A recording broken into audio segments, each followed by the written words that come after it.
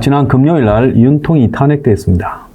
자, 그런데요. 지금 좌파들은 거기에 더해가지고 그동안에 자기들이 당한 부분을 복수를 하겠다고 외치고 있습니다.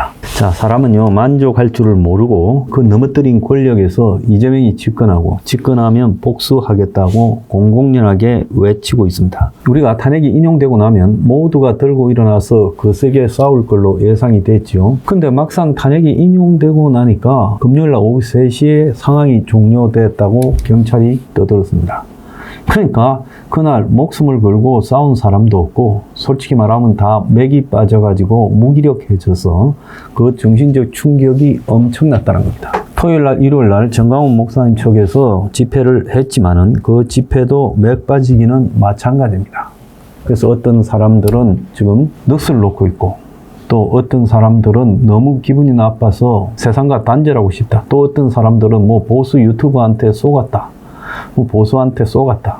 심지어 뉴핑에 뭐 회원 탈퇴한다. 뉴핑이 회원 제도는 없어진 지 오래되었고요. 뉴핑에 뭐 자율적 교통료를 안 내도 좋습니다. 그런데 본인이 어떤 방식으로 생각하다가 어떻게 실망했는가라는 부분은 이건 분명히 따지고 가야 될 부분이죠. 그래서 제가 생각할 때는 이 충격, 우울 다 본인이 자초했다. 왜? 지금 제가 몇 차례 걸쳐서 이 계엄 이후의 탄핵의 와중에서 부정선거라는 부분에 증거를 잡았다라, 뭐 선관위의 서버를 복사했다. 이거 다 아니다. 그 다음에 더 나아가서 뭐 중국인 99나 또 트럼프 구원설, 트럼프가 부정선거 개입해서 한국 부정선거를 조사해서 윤통을 석방한다는 설 등이 다 아니라고 했습니다. 그리고 더 나아가서 보수가 무슨 세이브 코리안이 뭐 광화문판이 이래가지고 분열되는 부분, 그 설 이후에 나온 부분이 매우 불길하다. 보수 분열로 비춰지고 오히려 지지율을 더 올라가야 될 때 힘이 빠졌다. 그 다음에 탄핵 심리를 헌재에서 진행하는 과정을 보면 너무나 일방적이고 그야말로 시간에 쫓기듯이 가고 있었습니다. 이런 것들을 보면서 윤통이 저는 탄핵 심판을 갖다가 포기하고 그야말로 구치소에서 단식을 해야 된다. 이거 가나마나 뻔한 거다. 그래서 그건 2달 조금 지나서 변론 종결해 버리지 않습니까? 지금 변론 종결하고요, 한 달 하고 한 열흘 정도 더 껐죠. 근데 이걸 갖다가 이제 윤통이 3월 8일 날 석방대가 나오니까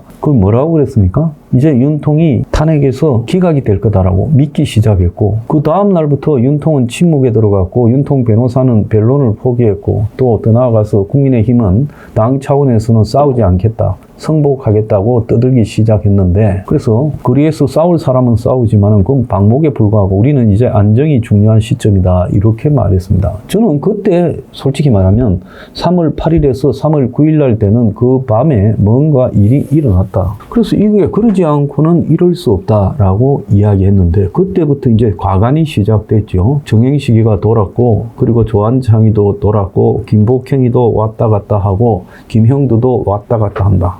그러면서 마치 그럴싸한 썰을 이야기하는 찌라시를 제가 한 300개 넘게 받아봤는데, 그래서 보수의 대부분이요, 그 찌라시를 믿고 있었습니다. 안 그렇습니까? 그러다 보니까 나중에 이제 일부 보수 언론들은 그 찌라시를 더 확산시켰죠. 일부 보수를 노골적으로 표방하는 언론들은 자신이 아는 채널에 의하면, 자신의 소식통에 의하면이라고 하면서 마치 중국인 99와 같은 황당한 지금 탄핵 기각설을 퍼뜨리고 이 각하설까지 등장하기 시작했어요. 그러니까 조선일보가 막판에 공식적으로는 하지 못하고 자신들의 유튜브 채널에서 그 김강일 조선일보 전 논설위원입니까? 그분하고 전원책 변호사하고 두 사람이 이렇게 하는데도 기각을 확신한다고 말을 했죠. 그래서 처음에는 4대3, 나중에는 4대4가 유력한 듯이 비춰졌고, 그래서 보수 대중들 대다수가 탄핵이 각하될 것 됐어요. 그래서 내가 봤을 때 부정선거 증거를 계엄을 통해서 선관위 뒤져서 확보했다는 말이나, 또 더 나아가가지고 중국인 99마리, 자, 이게 이제 확실한 증거를 잡았다는 거. 아니면 트럼프가 부정선거 개입해서 윤통을 구해줄 거라는 거라. 또 더 나아가서 이번에 윤통이 4대3, 4대4로 기각될 거다, 이렇게 말하는 거나 거의 비슷한 확률로 보수를 80%, 90%까지 뒤덮었어요. 아주 소수만이 그러지 않을 수 있다, 공작이다, 작업이다 했어요. 근데 지연되는 거는요, 판결을 갖다가 놓고 이렇게 서로 다투는 문제가 아니라, 그 지금 판결문 안 봤습니까? 8대 빵 만장일치에 의해서 물론 겉으로 뭐 민주당도 계속 탄핵을 한 책임도 있다라고 했지만 그게 뭔 의미가 있어요? 결론은 윤이 계엄한 게 완전히 잘못이라고 그렇게 규결을 해서 팔대빵으로 때리지 않았습니까? 내란죄가 맞는가 안 맞는가 이런 부분에 대해서는요 분석도 안 했어요. 그러면 우리 모두가 뭔가 뜬구름, 환상을 잡고 있었던 거 아닐까요?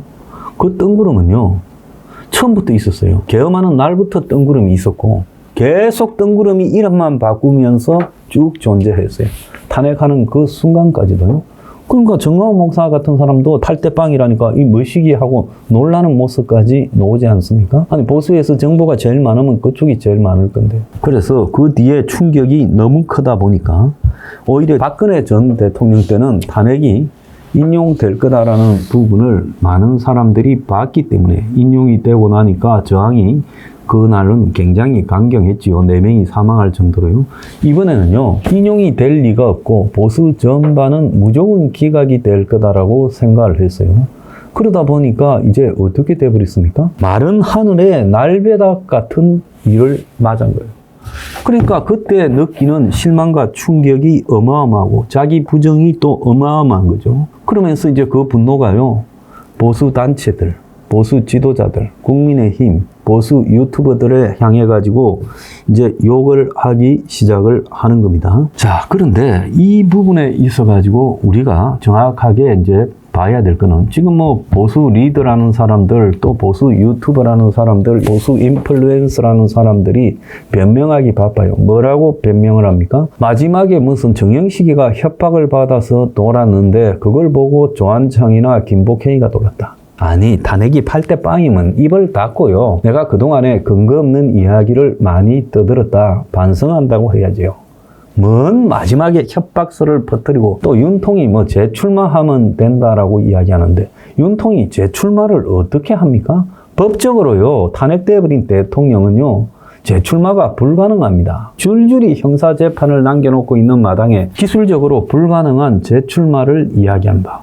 또 국민 저항권을 가지고 싸우자고 이야기했지만 그 국민 저항권을 가지고 어떻게 싸웁니까? 당장 토요일날 일요일날 비도 오고 또 어제 맑은 날에 그 아주 줄어든 거리의 대중들을 보면서요. 이제 이 상황은 끝나버렸다라는 것을 인정을 해야죠. 솔직히 말하면 제가요 한 3주 전에 정광훈 목사 측에 팔대빵 될 거다. 그래서 팔대빵이 되고 나면 저한테 바로 연락을 좀 주십사 했어요. 연락 안 왔어요. 정 목사님 본인도 안 믿었다는 겁니다. 그래서 우리 모두가요 뜬구름을 잡고 허상을 향해서 갔다는 걸 인정을 해야 돼요. 보수 수준이 이런 것밖에 안 된다. 제가 솔직히 이번에 탄핵부터 계엄까지 오는 과정에 놀랬습니다.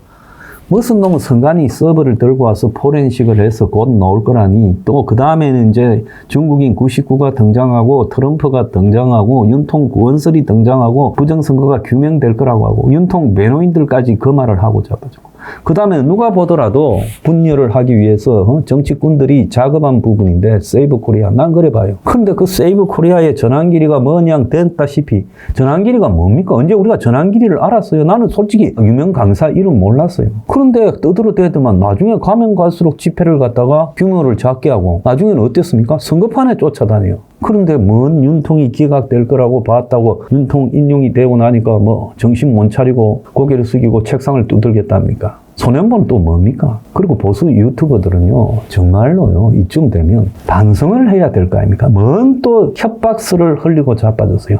내가 이야기했죠. 안 되면 안 된 대로 그 다음 날부터 또 뭔가 핑계를 대고 아무 일도 없듯이 갈 거다. 이게 지금 보수청에 던져놓은요 엄청난 울 또 좌절 실망을 갖고 오면서 사람들을 충격으로 빠뜨렸다는 겁니다.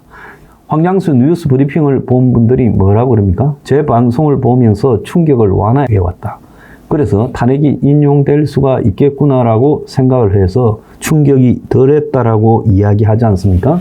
그런데 당장 어제 보니까 김문수 씨한테 보수단체들이 찾아가서 뭐 짰는지 어쩐지 그건 알 수 없지만 출마하라고 하고 있어요. 변명하기 바쁘고 출마하라고 하고 그렇게 헛발질을 해놓고 자숙하거나 반성하지 않습니다. 이것은요 처음부터 끝까지 팔대빵이었고 마지막에 뒤집어진 게 아니었다는 거예요.